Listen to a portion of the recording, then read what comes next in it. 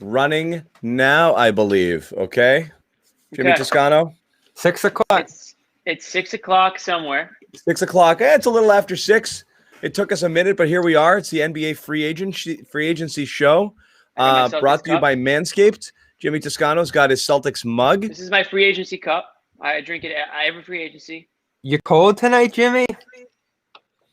A little chilly here. Well, a little rule in my household: we don't turn the heat on until December, so we do what we can to save a little energy, save some money. So bundling up. We try to push it. Kids make it hard. That being said, I played golf today in November 20th. So it was nice out today. Life's not that bad. All right, so let's catch everybody up with where we're at. And again, this is a whole bunch of talk.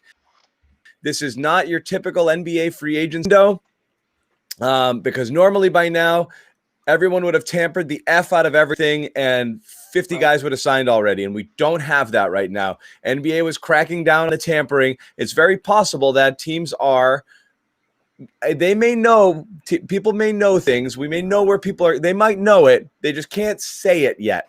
Now they can. Huh? They can, but if you say it at 6:01, you obviously tampered. So there could be a little games. There could be a little gamesmanship going on here. Normally, this stuff would just come fast and furious with press releases and everything. So right now, we're in a bit of a holding pattern. What we do know is Gordon Hayward is free to sign elsewhere, should he so choose, starting now. And we don't know exactly what's going on here. No, Goran Dragic just re-signed with the Heat, 2-year deal. Yeah. Stuff's coming in, stuff like that. Couple things can happen right now. Gordon Hayward is free to sign wherever. The problem is it doesn't appear that New York and Atlanta are actually places that either want him or he wants to go. And so everything we're hearing right now is those teams are focused on other players not named Gordon Hayward. So we're going to have to see what happens there. And really right now it appears that everything is leaning towards the Pacers we're dealing with right now.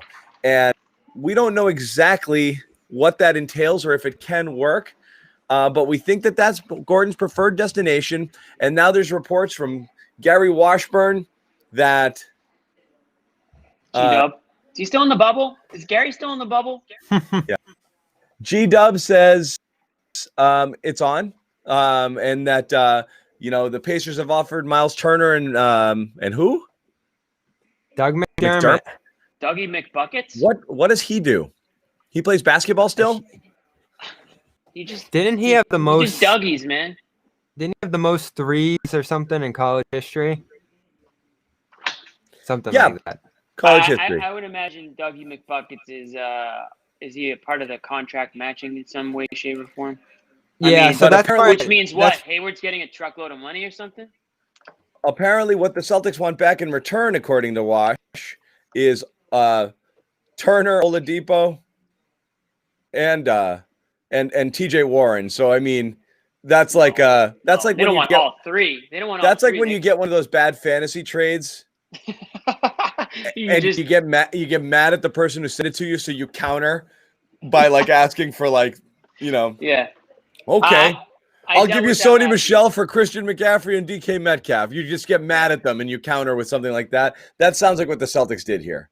Sometimes I'll get so mad where I'll just reject it, and I'm so mad I don't even text them like how mad I don't even want to pretend that that offer never happened. That's like how I. So Bobby, what are we seeing? What are we hearing right now?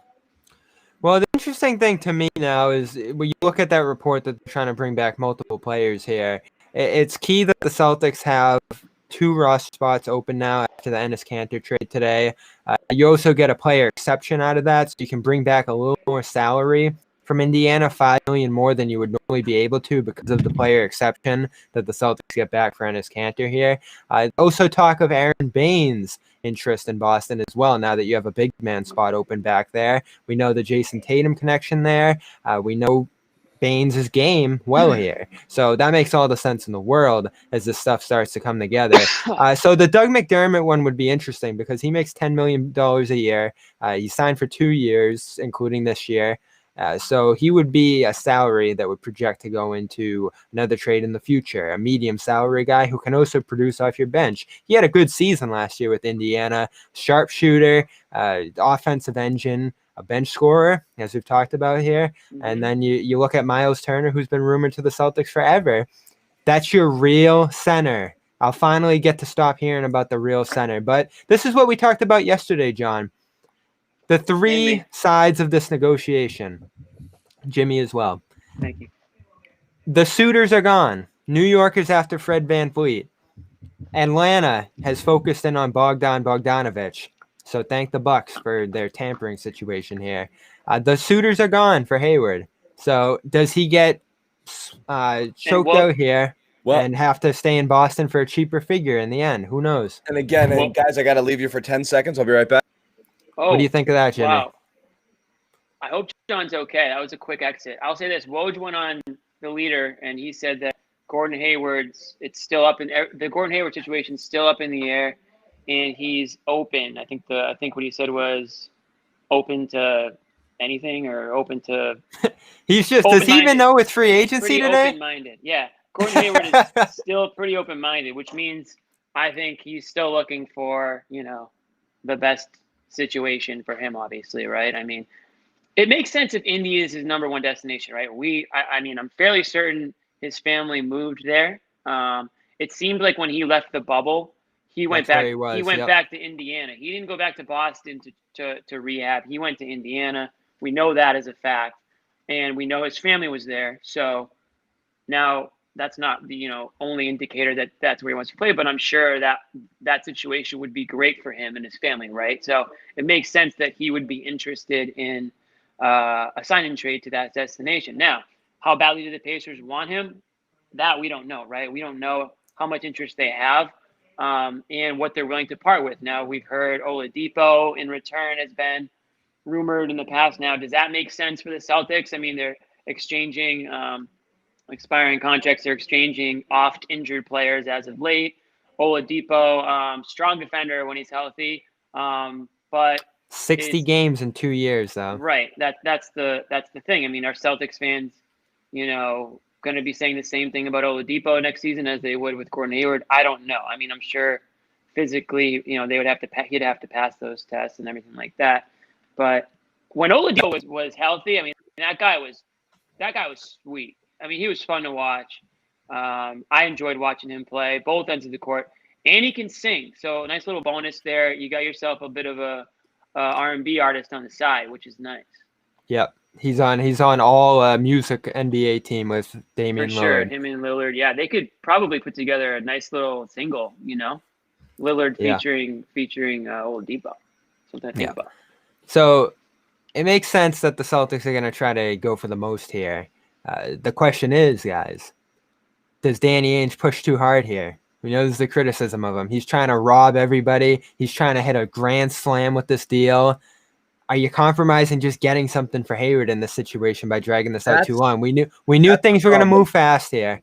That's the problem, is if New York and Atlanta interest isn't real mutually, whether they don't really want him or the feeling is that Hayward doesn't want to go there as a preferred destination, and that ship sails quickly, the leverage swings back to the Celtics, but just a little, because they only have as much leverage as knowing that they now, don't have that competition of him just going out and getting the big money deal, but they can't hold him. They can't have him, I don't know. I mean, that's where they're at. Unless, what I don't understand is, do we think now Hayward finds the idea of returning to Boston something he absolutely doesn't want to do? Because that's what's not clear, is if Indiana's a preferred destination, does that mean the Celtics have decided they won't pay him? Therefore, his only path to a long-term deal is through a sign and trade? Or does he, what we don't know is his mindset, is he so done with Boston that he's like, get me somewhere else. That's your goal now. And that's it. I don't know. What you keep hearing from chatter is that they just want to move on. That he just, the Boston experience. Yes, that he wants to move on. The Boston experience didn't go well overall. There's just been all this freak stuff to happen. So get a fresh start somewhere else. Yeah, too many Raptors fans here. Yeah. Well, Fred VanVleet, it appears, is the top guy on the market, judging from the interest so far, which I thought it was going to be Hayward. It's understandable why it's VanVleet, and it looks like that's what the Knicks cleared space for. Hayward does have other options out there. There's widespread interest in him that extends to Charlotte and Cleveland, two places he didn't particularly want to go. So there still are teams out there in terms of willingness to sign him that he could use as some leverage here. They're just not preferred destinations. I know the Cavaliers in particular really want him. So this could grind out past tonight for sure. There's a lot of layers here. Brian Windhorst was saying that the Pacers don't want to take on the salary outright. So does that make it easier to get Oladipo from them, given he's an expiring contract, given he's a $30 million player? The question there becomes, what do you give up if you're the Celtics to get to that salary, $60 million between two players? Are you trading Kemba Walker in that circumstance? Are you trading Marcus Smart? It's going to have to be one of those two guys. And this is a really interesting free. Again, we said this at the top of the show. This isn't like your regular start to free agency where it's bang, bang, bang, bang, bang, all the deals announced. I mean, Fred VanVleet, who's the top. Feet. That guy could not shoot. He had feet for hands in the playoffs, but go on. But if he's the top guy, which he appears to be, and the one who gets the most interest, he's the first domino that has to fall before any team starts giving money anywhere. And he's not even taking meetings until tomorrow. So that's interesting. Really? Is anybody thinking like, so I think, I mean, anybody now wondering whether they're going to go to bed, and Hayward's going to be somewhere else. Yeah. That's not going to happen. I mean, come on. Okay, this will be the clip you play over and over again when he does sign somewhere, obviously, just stick it to dunk on me. But it looks like that's not happening. It looks like it's going to take a few days for the top guys to land different places. There's a few that are going to get their quick deals. And again, you've got a couple now. But Hayward, like I said, if VanVleet's not going to do anything till tomorrow, I don't think Hayward's going anywhere. I think everyone's going to see if they get their top choices first, and then start moving. Unless you're certain you're not getting it. If Hayward's like your third choice and you know you're going to strike out on your first two, then maybe. But I mean, who else are we talking about here? I saw Charlotte mentioned as a third team. They've got to get down a little bit lower. They might be a mystery team that could jump in there. But who else?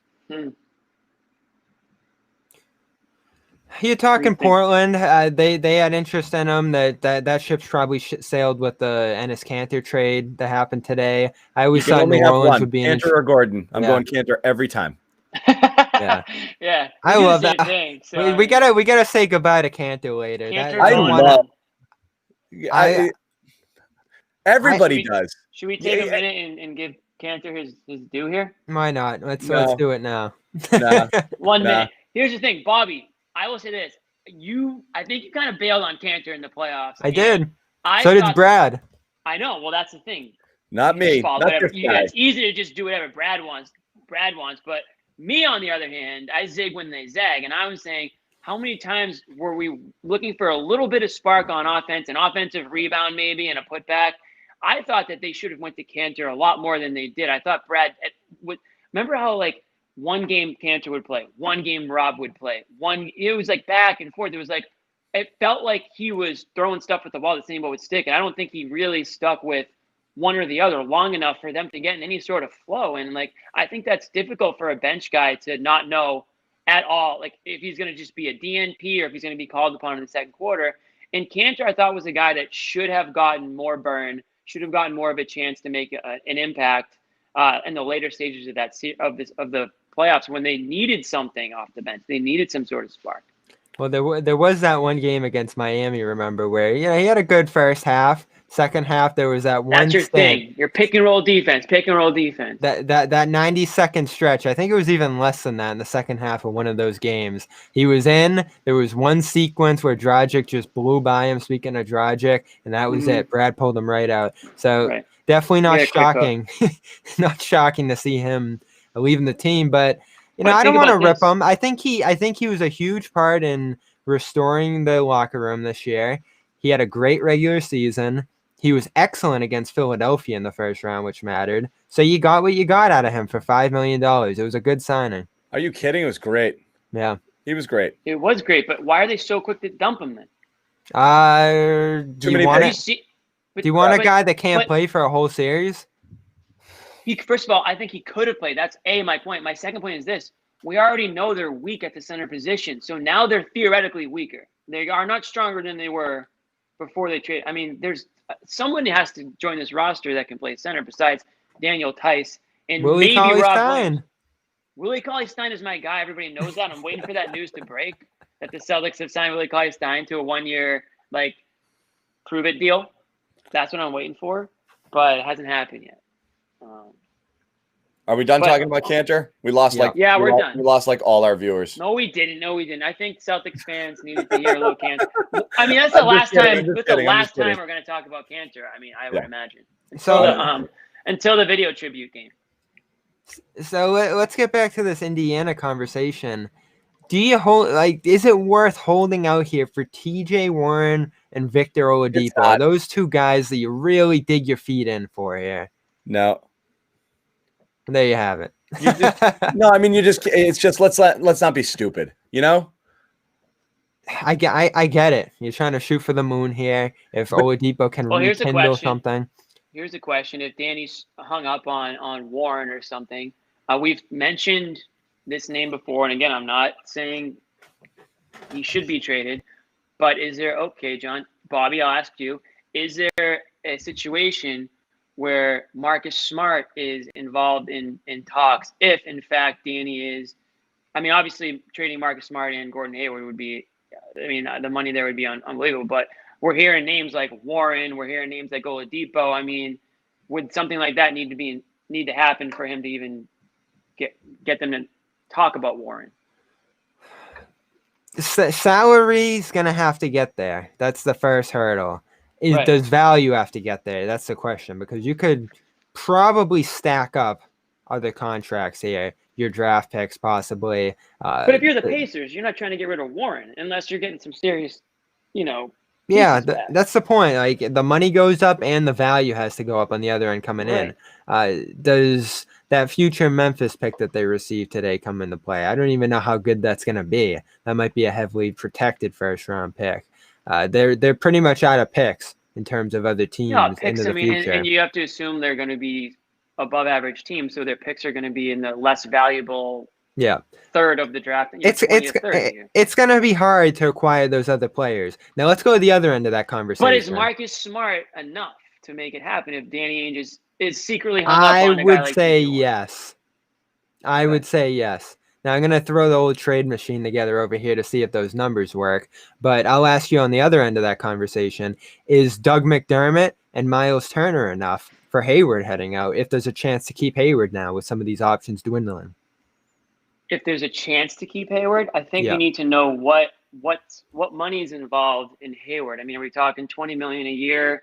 I mean, he did just opt out of 34. So again, I don't think he opts out of 34 unless he's anticipating getting, a decent extension or a decent, deal here on the other end. I mean, 34 million. I know you're going to say, well, he wasn't going to get 34 million, but whatever that number ends up being, it's all relative to whoever signs him. Right. So, I mean, it's still a good chunk of money that he opted out of so, I mean, and to opt out of that tells me that money isn't maybe that's not the most important thing to him, because if it was, maybe he just opts in and says, I'm just going to cash in this year and figure it out next year. So for me, did you say Myles Turner and Doug McDermott? Yeah. If Gordon Hayward's hard is playing in Indiana and I'm Danny Ainge, I'm saying, you know what? It beats the hell out of him just signing with the Hawks and getting a trade exception back, right? And I think Myles Turner fits a need for them. I'm not saying he's the perfect fit, but I do think that there's a certain void that he fills. I'm not really interested. I mean, Doug McDermott is who he is. I mean, if he's a role player, great. But the deal is Myles Turner. And I think there's a lot of Celtics fans who might say, you know what? Gordon Hayward, it just didn't work out here. Nothing against you. I mean, you had some freak injuries and whatnot, but maybe this era just wasn't meant to be. And let's see what we can do here when we bring in a big guy like Myles Turner, a young player, a big who can, be a force down low, stretch the floor a little bit with an outside shot. Not saying he's Gordon Hayward, obviously, but maybe that's the best option for the Celtics at this point, and for Gordon Hayward at this point. If that's where his family is at, and that's what they're telling him, and maybe he's ready to move on to that chapter of his life. I mean, this guy is not scared to go from one city to another. I mean, he did leave Utah for Boston, and he really came to Boston because of Brad Stevens. So it's not like he has a lot of ties to the city. And Brad Stevens would certainly be supportive of whatever decision Gordon Hayward made. So that kind of makes it easy for him to sort of go back home, if you will. I can totally see it happening. And if I'm Danny Ainge, yeah, sure, I'm going to try to exhaust. I'm going to try to get everything I can. But at the end of the day, I think I'm pretty happy with that exchange if that's what it ends up being. Well, what's the Twitter line saying? Because we look into that yesterday. What are the commenters saying? What are the commenters saying? Well, that's for you. I'm locked into Twitter. Can't see 'em. You lock. Well, they're talking about DeMarcus Cousins, so that's good. I'm still. Listen, listen. If you're the Celtics, you don't have the luxury of laughing at DeMarcus Cousins. You just don't, because you look at your roster and you say, yeah, DeMarcus Cousins, in the right frame of Would mind. you rather be giving the Cousin money? John's gonna hate that we're talking about this. Would you rather be giving minutes to Cousins or to Rob Williams? I need to see what Cousins is. Cousins' talent is light years ahead of Rob Williams right now. So if the Celtics are trying to win now, yeah, give it to Cousins. I would say I haven't seen him play in so long. I would say was, not is. We don't even know what he's going to look like. I mean, honestly, Rob Williams might be a great player in this league someday, but we know that he's not there yet. I think he can come in and give you 8 minutes here and there, and he can go up and become Lob Williams. But you can't tell me that DeMarcus Cousins, if he can stay healthy and keep his head in the game, that he can't be effective on whatever team he ends up being on. You just can't tell me that. Until I'm proven wrong, I'm going to believe that. All right, my God, it's been so hard to listen to this. Put us back on track, John. Oh my God, no, it's really more a matter of like, true. Get DeMarcus Cousins out. Hey, it's the commenters. We gotta interact. DeMarcus Cousins. No, they did down there. Don't blame them either, guys. We're talking about that wasn't what we were talking about. Think for yourselves. Okay. The Lakers have added Wesley Matthews. That Lakers team gets. Isn't it amazing? I like Wesley Matthews. When free agency, when we were doing free agency previews a month or so ago, and we're like, I threw out Rondo, and like, that's who I want, thinking like Celtics was sneaky, get in under the radar and bring him in here, right. And he's like one of the top 3 most coveted free agents out there right now. It's unreal. Yeah. But John, when you said that, I was like, fully on board with Rondo. Yeah, absolutely. Being like that would have been perfect, but it's not going to happen. I'm thrilled. The Lakers losing him is a real deal loss. Myles Leonard's lose David Bradley as well. Myles Leonard's getting $9 million per. That's a chunk of change. Hey, that's what you can do if you're trying to kick back. Is that multiple years? No, that's nine starting around $9 million is what Tim Reynolds reports. Is it a multi-year deal? I mean, if it's starting around $9 million, I imagine. Yeah, I haven't seen the report on the full deal, but yeah, we'll see so Serge Ibaka had an interesting tweet today too. Him on the jet flying around. Where am I going to go next? I thought a lot of people. To the Heat, by the way. Wesley Matthews just left. Recently. Yes. Lakers. So, yeah.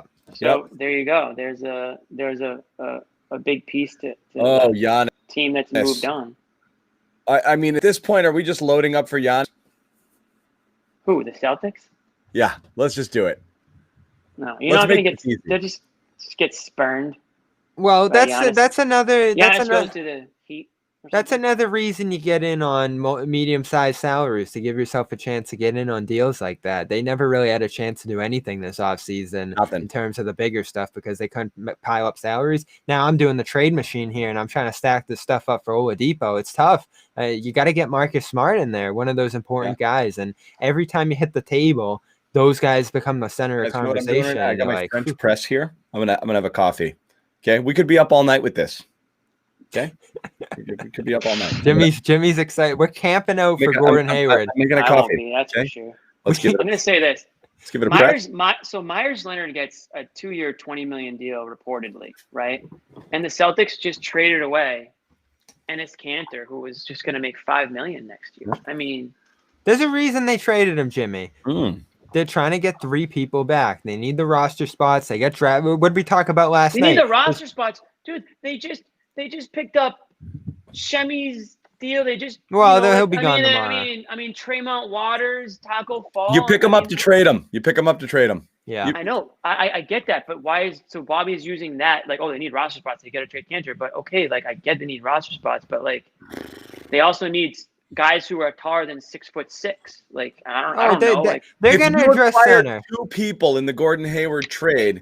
You're going to have to trade Hayward and a whole bunch of others to make the numbers work. I think that's part of the thinking, like, so you could end up shipping, correct me if I'm wrong, Bobby, you could end up shipping 6 for 2 here, Possibly. But what does that have to do with my point of this is like you're giving away Kanter, who's on a 1-year, $5 million deal. Yeah, I think you're right, John. I'm not saying he's worth more, but I'm just saying like maybe the market is dictating that that's not. Maybe I don't know. The Celtics also gave away Aaron Baines. Did you want to keep Kanter that bad? Someone else was texting me earlier too, freaking out about the Kanter trade. I'm like, really? Like, what was so good? I'm not freaking out about it, but I just feel like if they sign Baines, will you be okay about it? Yes. All right, so there we go. I think they're going to address that center position. Another interesting thing today we heard about from the Pistons camp, Duncan Smith there, who covers the team pretty extensively, is the possibility of a trade for Christian Wood, sign and trade for Christian Wood. I'm not deep enough into the cap, actually, to know if you can do 2 sign and trades in 1 year. There is that hard cap that comes into play when you do a sign and trade. So the Celtics can't pass $139 million in salary this year, which I find interesting too. Do you have to unload Kemba in that circumstance? So again, there's some interesting questions here. If you're going to do Oladipo and Myles Turner, you're bringing in about $39 million there, and you're at about, you're right along that tax line there that you can't pass. So a significant salary might have to go out to Indiana for Victor Oladipo. Is it worth it? He's expiring. He's hurt.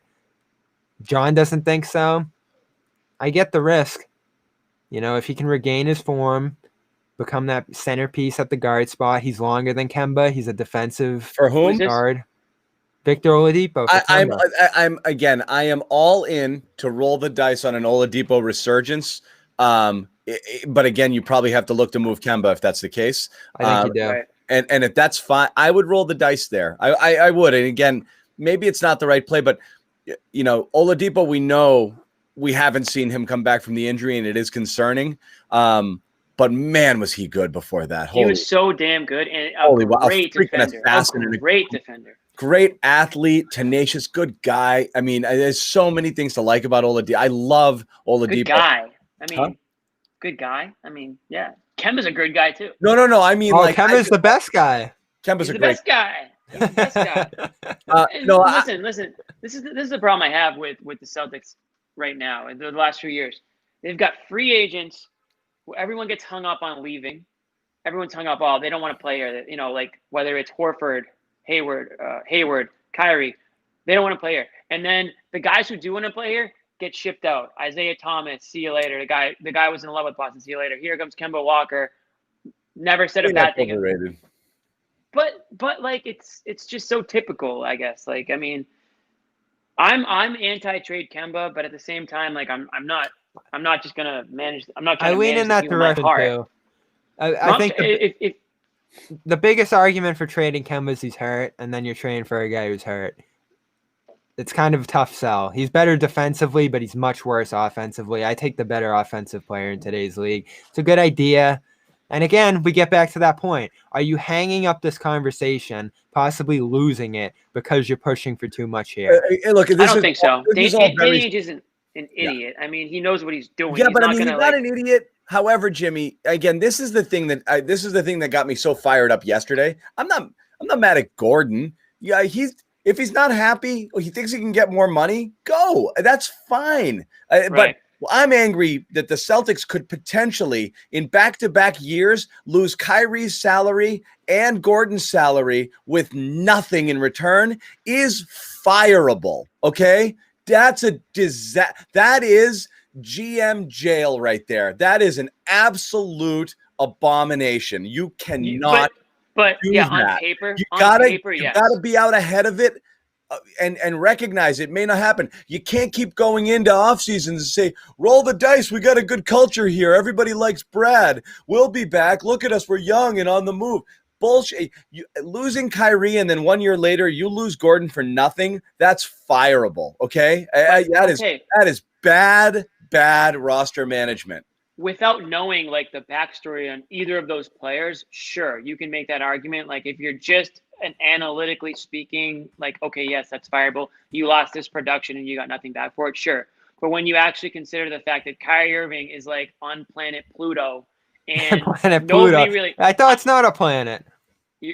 They're thinking of making it a planet again. Maybe it is. No, it was declassified, and now it's being debated again. There's actually some Pluto may regain its planet status. I think you have to get it back so you can go home. I think you have to get it back so you can say planet Pluto. Let's get Kyrie's take on Pluto. We already got his take on Earth, but my point is, I don't blame Danny Ainge completely because even he didn't know how nutty Kyrie Irving was. I think when he traded for him, I mean, he had the opportunity. He didn't. So John, give him a little bit of a break there. Yes, but like, do you think Danny Ainge honestly knew how tapped Kyrie Irving was when he traded for him, and the fact that it was not going to go the way anyone envisioned it that way? I mean, Kyrie Irving says, "Oh, I'm going to raise a banner here," or whatever he said on like opening night. Like, okay, that sounds great. Whether clearly he didn't mean it, but like this, I can't blame Danny Ainge completely for that. I was all in for trading for Kyrie. Jimmy, you and I knew it, and what do we know? I mean, I get it. We're not. Of course. I know we don't. Again, we're not GMs. We're not anything. I get it. We saw the writing on the wall. But we're down there every single day covering this team, down at the Garden, having this conversation, and we knew this Kyrie thing was over. I mean, at that point, I would have cut bait. I would have cut bait. Okay, you would have cut bait, but now you're assuming that you remember back then I said they absolutely should trade him at the deadline. They should, but maybe he looked at possibilities, but you have to also maybe at that point the word was out on this guy. Maybe everyone already knew secretly that he was going to Brooklyn, and maybe no team wanted to trade for him. I mean, maybe that was already understood within the NBA. Someone there, realm. Shane or whatever, I can't tell the thing, said he bets the ranch Jason Tatum ends up on the Lakers. I'm going to double down on that. That's my greatest fear, by the way. My greatest fear is that Tatum signs this deal, and that's it. So where's that? A 4-year? And then not 4 years. It's someone in the chat. Can we worry about that in like 4 years? Like, sorry, when we have this conversation, I keep telling you, it's all about making Jason happy and making sure he doesn't leave on that second deal. That's it. Or else you can't worry about that this toilet. Year. This team's in the toilet. But you start to plan for that coming up. But this is 2020. Like, we can't be thinking about 2024 right now. Like, we just can't. So like, let's just like table that, and it may very well happen. But again, there's nothing we can do about that think about right it now. You shouldn't think about it. It's way too far in advance. I think you think about it tonight, because one of the first things we should hear about tonight is what Tatum's kind of max should be happening right now. Right? Tatum's what? Tatum's max extension should be happening right now.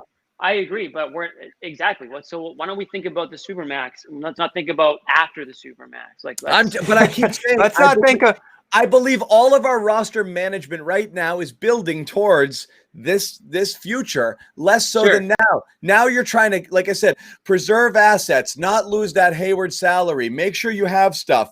That's what they're trying to do right now.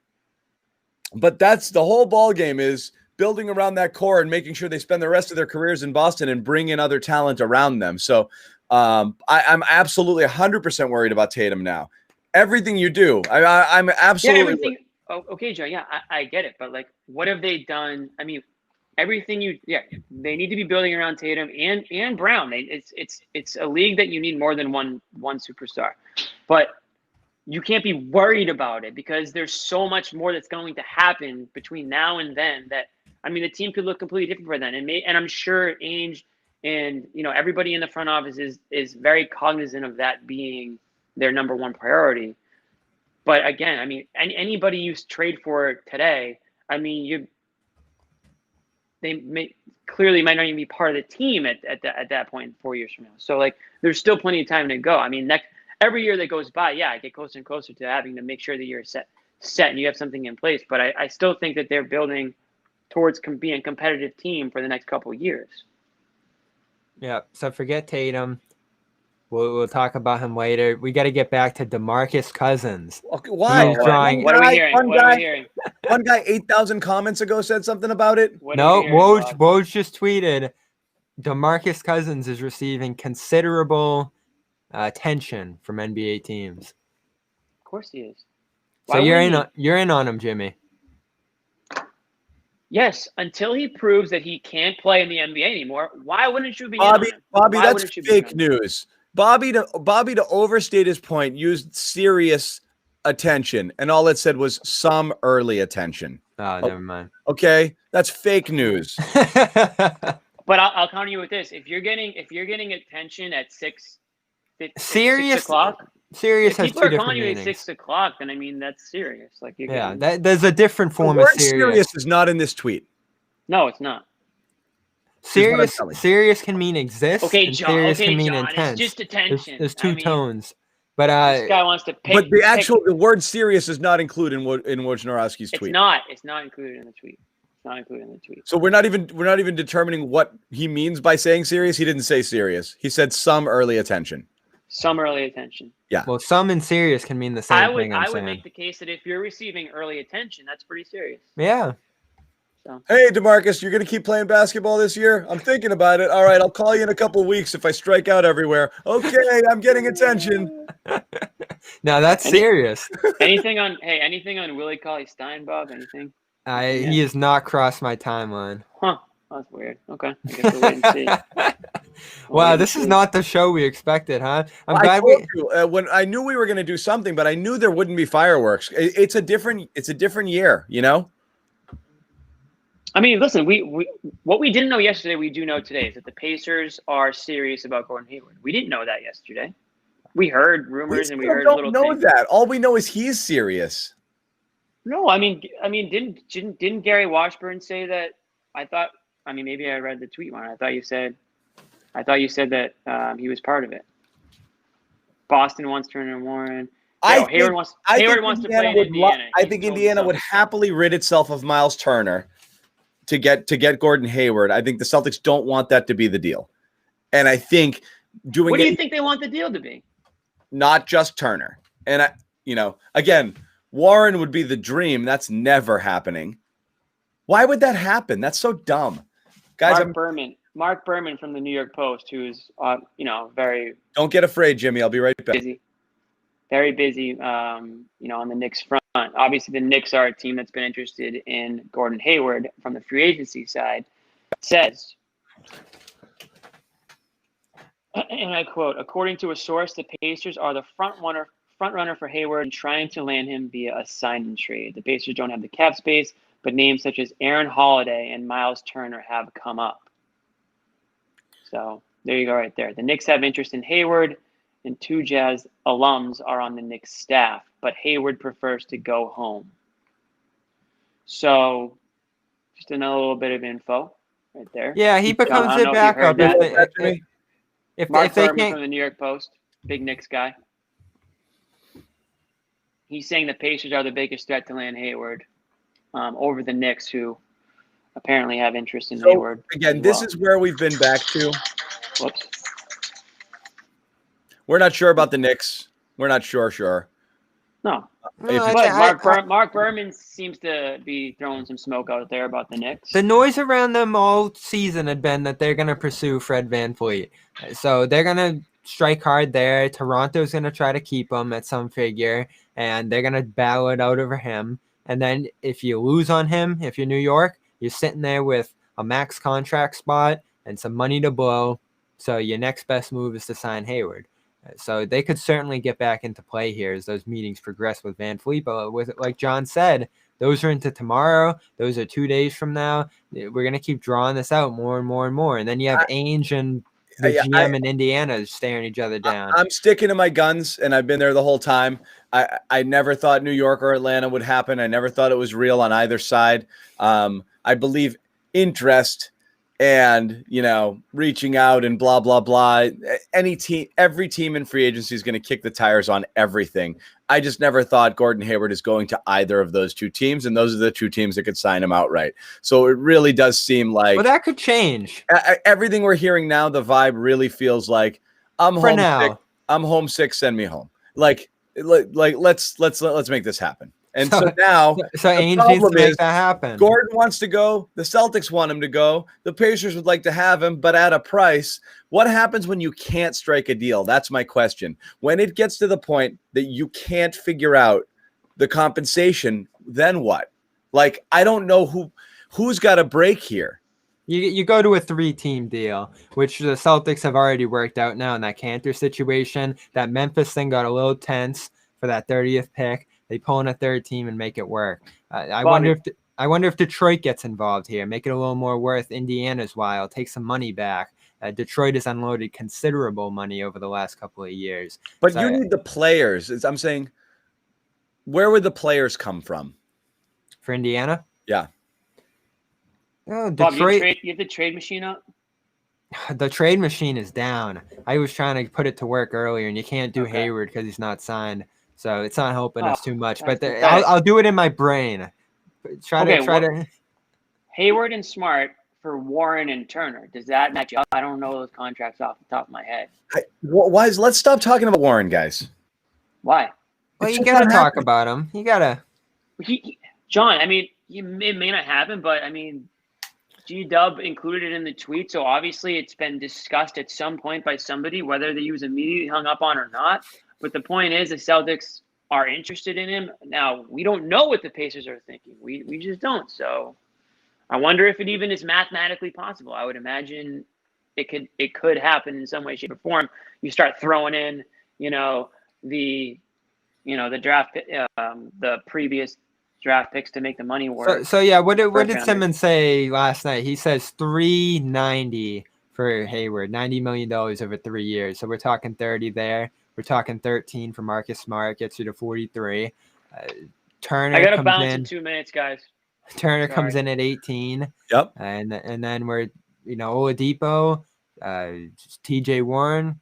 Those guys get you up a little bit, but then you're talking about another piece from them. Probably someone like a TJ Leaf who makes $4 million, a little more coming back to Boston. So in that scenario, you're right, Jimmy. There's going to be even more coming back to Boston than Warren. So like, John says here, what's the incentive for Indiana? You're never trading a player in a sign and trade from a position of strength, really. Like, you're never going to hit a home run in a sign and trade. John's going to post every message that says, stop talking about Warren, basically. That agrees with me. Yeah, yep. Exactly. Because he has the power to do that. Yeah, the only reason. This is like how the media can manipulate everybody, just so you know. I wouldn't get. I wonder how many people know how much I've manipulated over the years behind the scenes. They have no idea. They have no idea. That stuff coming out of those guys' mouths, I put it there. I always tell people that. What happened to John Collins? I'm like, they're like, who's the guy on the top left? I'm like, that guy on the top left has formed all your opinions for the last decade.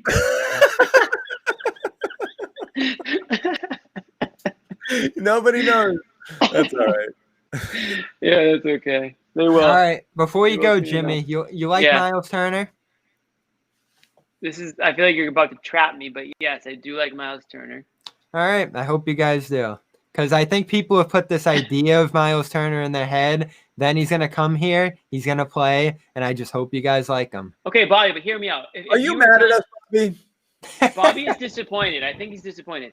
No, this is better than where we were yesterday. I'm not choosing Myles Turner out of 100 players at his position. I'm choosing Myles Turner out of like the only option it seems to be. As like, if you're not going to get a Gordon Hayward, then yeah, give me Myles Turner. He fills somewhat of a need. He's young enough and maybe Brett Stevens can, improve upon whatever he's good at. Maybe he can make him great, right? Maybe a change of scenery is good. A change of culture is good. And I yeah, think I'm there's not a going to. chance. So when you ask me that question, that's a little bit of a loaded question. I think if the Celtics aren't choosing between 50 guys who are, in the bucket, it's like Myles Turner or a trade exception, then yeah, give me Myles Turner. Oh Absolutely. yeah, that's why I'm not crying today like I was yesterday. I'm feeling pretty good about a return of that caliber from Indiana. I'm just saying, I think some people have started talking about Turner and they've been imagining the likes of Anthony Davis and the DeMarcus Cousins you're imagining, and just these all enveloping centers. He has some issues in his game, and they're gonna have to work him out. And I think there's a chance that Stevens could take greater advantage of him than Nate McMillan did there in Indiana. They were running a 2 big man system. Stevens will put the ball in his hands more, allow him to run the offense a little bit, and put shooters and spacing around him, which could do him well. There's a ton of talent there. It's just I haven't been totally impressed with his Indiana games. And I was up watching him at 5 a.m. when Okay, Team USA was playing. And why don't you like Turner? it's Team USA. I got very locked into that team with Marcus USA. Smart. Oh my God. You're really I, gonna go with Team USA? I am. People, They were then so do disappointing. you want to trade Paul Pierce too? Back in the day when Team USA was the When biggest they failure. finished sixth, Yeah. Did you want to trade Paul Pierce? Hey, I was like 6. I did. I don't know. thought he was a loser. Shocking. So Bobby, go on. the biggest issue with Turner, and this is what's going to drive people with crazy, is he likes to float on the perimeter, shoot jump shots, spot up. NBA. Well, you're drafting this guy. You're trading for this guy rather to be an interior force, an interior presence, and he's not always going to do that. Daniel Tice, luckily you'll still have him, so you'll have the option to play both of those guys, but could end up being the better team defender of those two in Boston's system. At least an offensive player the way they want to play. Now, Boston has done a pick and pop offense with Al Horford. It would probably be similar to that, but this guy's a little worse of a shooter than Al Horford was. But Bob, the last X amount of years, you can go back to like Kendrick Perkins. Does it really have a guy that's like playing significant minutes that's just a straight up banger down low? I mean, not really. I mean, you want to get Andre Drummond? Is that what you want? No. Exactly. You'd be better off with Turner. Look, Exactly. Defensively, he helps you, and he can be the lone big on the floor and be absolutely fine. The talent is through the roof, and he likes. And you're right. He likes the jumper. He likes to stretch it. He likes to play in that stretch 4-ish sort of role. He likes to handle the ball, and he likes to handle the ball. And again, that's a modern big, but he can anchor your defense. From the center position as the lone big on the floor, and you'll be fine there, and you're not going to get murdered, okay? Right. Like they did it sometimes. And all credit to Daniel Tice and the season he had, and we all love him. But that combo I actually like a lot, Bobby. You lose something for sure. And again, it'd just be a different story if they'd hit with a draft pick, and if they had a hero or somebody else in there to create more offense that you'd lose with Gordon being gone. But I think Turner could fit on this team. I don't think it's a disaster. No, it's not Agreed. a disaster at all. I'm just saying there's concerns. There's going to be frustrations as he breaks into the team because he is a enormously talented player. And this is why I'm okay with this deal, because he has the potential to be phenomenal. He's signed through 2023, so there's security there. And he would have value in another ensuing trade one day if you eventually want to move on from him as a powerful chip there. He's a good fit. I think he's tradable for sure. Yeah. I think we just flipped Bobby. I just watched us flip Bobby. That was awesome. I'm going to leave on that note. And if anything happens in the next few hours, maybe I'll pop. We're going to wrap it up too in a couple of minutes. Jimmy, any final thoughts before you press goodbye? Final thoughts is I'm in a better place mentally than I was yesterday, knowing that Gordon Hayward didn't just immediately sign with like the Hawks, which is I think a percentage of me thought that may be the case. So it sounds like there's a better chance that the Celtics at least get something out of this than yesterday. What did we say yesterday? Calm down. Everybody yesterday thought it was the end of the world. Right. I mean, it sounds like it. Who knows? I mean, the Knicks are still in play, but I don't think it's a great fit. It's the end of the world if you believe the smoke, and that was the thing. Right. You had Atlanta and New York, and again, if somebody kept saying that's bullshit, don't freak out. That was John. Give it to him. The fear again is that Danny overplays his hand and he walks for nothing, and that's always been the thing. Entering this point, not having resolved it prior to, opens up a doomsday scenario. That's why that's why I was fired up yesterday, is because you should have figured it out already. And you've had time, figure out your sign. And I know the league screwed them with this, when can I do business sort of timetable with everything. It made it harder. And the fact that he couldn't gauge his market, so it was hard for Gordon to make a decision on his own. But that's what I was annoyed with, is you've opened up the possibility of losing him for nothing, which is unacceptable. It's unacceptable. And so I'm with you, Jimmy. I feel that's less likely to happen. But again, if Danny's just sitting there and saying, no, I'm not budging, and then Indiana's like, forget it, dude. You know what's going to happen? We're going to look around. You're going to go to bed, and Myles Turner's going to have been traded to somebody else tomorrow, and you're going to be like, oh, shit, because then that deal is gone. And my last point is, John, is Danny doesn't feel how you feel. He doesn't feel that it's a fireable offense, right? Or else he might panic and just take whatever he can get. So clearly he's been told something by the owners, or he knows something that we don't know, that he's fine with this hard negotiation if that's what's going on. He's not concerned about, fireable offenses or losing Gordon Hayward for nothing. So I mean, at least, like I said, maybe he's more, not maybe, clearly he knows what the hell's going on more than we do, but he's not concerned with losing Gordon Hayward for nothing right now. So I mean, that's my takeaway from the first 45 minutes of this. All right, minutes. Jimmy's got to go. Bobby and I'll take us to the top of the hour. See you, if any boys. news breaks in the last 5-6 minutes, we will hang on here, but we were planning on going an hour here. We started at 6. Bobby, checking the quick Twitter machine. What do you see?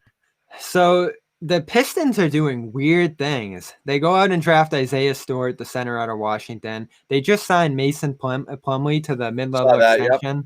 So they're stacking centers there, big men. I just saw the tweet that, they'll be starting Griffin, Stewart, and Plumlee. They have a great center in Christian Wood, who's been a Celtics target.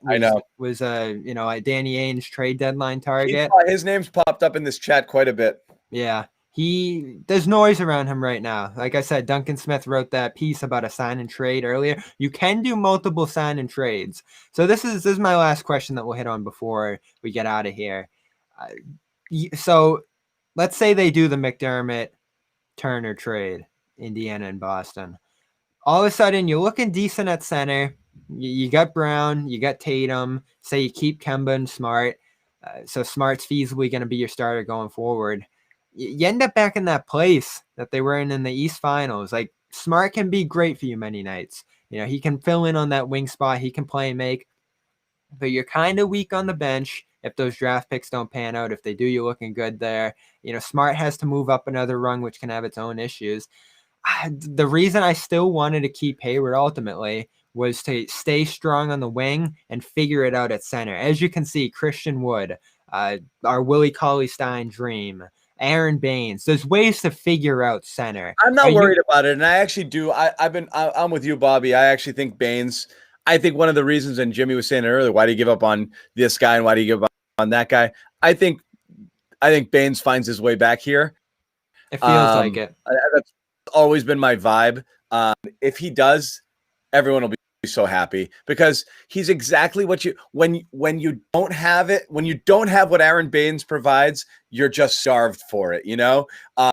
When you face that team that's got that dominant big and you're getting eaten alive, and then Baines comes in and just wears the guy down, eats a kick to the nuts. Oh God, it's so great. I remember, this is a small thing, but I remember a couple of years ago when Howard came in here one time, and he was Dwight Howard. He was really active early in the game, and he was going at Baines, but he just kept slamming into him in the post, and he just running into him, and it's just like waves splashing against a rock. And after like a quarter and a half, he was like, I don't want to do this at all anymore. And he literally disappeared. Like, that's the effect he has on you. He's so difficult to play against because he's so strong that he really, really, really makes you work for it. That even if you're successful, guy gets posterized more than anybody in the history of the NBA, but you have to work so hard against him as a big, it eventually just wears you down. And he's talk about that. You talk about satisfying Tatum too. There seemed to be a real relationship Yeah,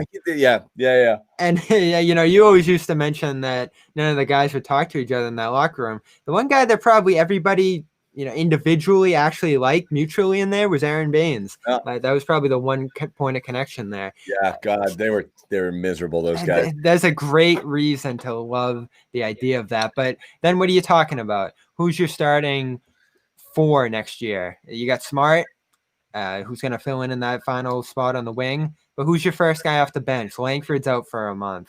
Naismith, is he ready to go in 30 days?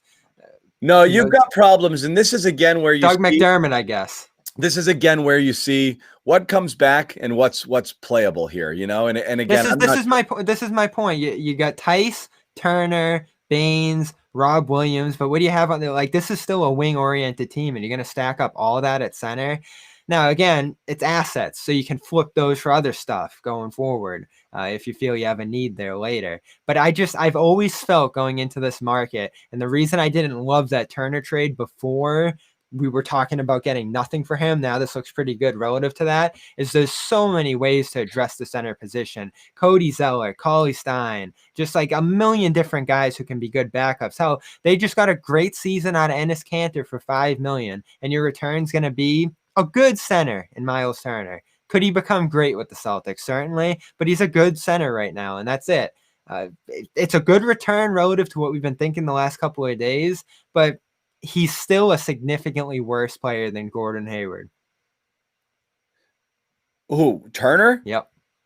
There's no question about it. But again, it's not, you can't look at it in a 1-for-1 situation. But that's what it is at the end of the day. But it's not, because you're looking at this goes back to our best 5 argument from the season, not argument, but every time they played their best 5, which on paper is as good a 5 as anybody could put forth in the league, they sucked. Fair point.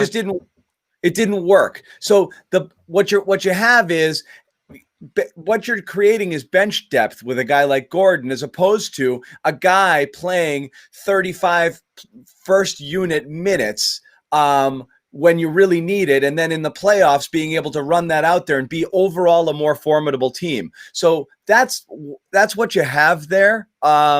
More so if you switch out Hayward, and again, you always have at the end of the day, you're going to have more Tatum and more Brown. I mean, how many times during the playoffs were we saying, my goodness, what Jalen's just standing there and no one will give him the ball? Like, at some point, you just have to hand the keys over to these guys and get the F out of the way. It's getting ridiculous that, like, we still have to beg for Jaylen Brown to get shot opportunities in a game. You make a fair point. If I'll say that, you can't replace Hayward. Hayward has a skill set that's hard to find. That, okay, a 6'8" guy who can handle the ball, pass, do all of these things.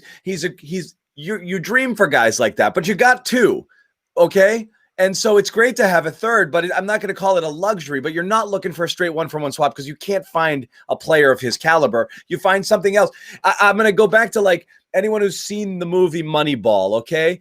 The philosophy when they lose Jason Giambi and Brad Pitt's sitting in the room and he's saying, these 3 guys will make up for the OPS of Giambi and Damon. Okay, I'm going to get there a different way, and the Celtics are going to have to get to where they want to go a different path, and they still might be able to get there.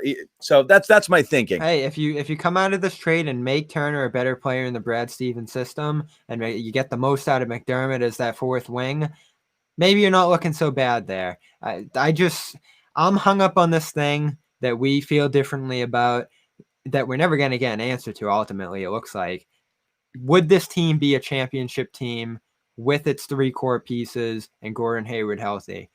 I think you're yes, but you'll never get an answer to that. Maybe you never would have.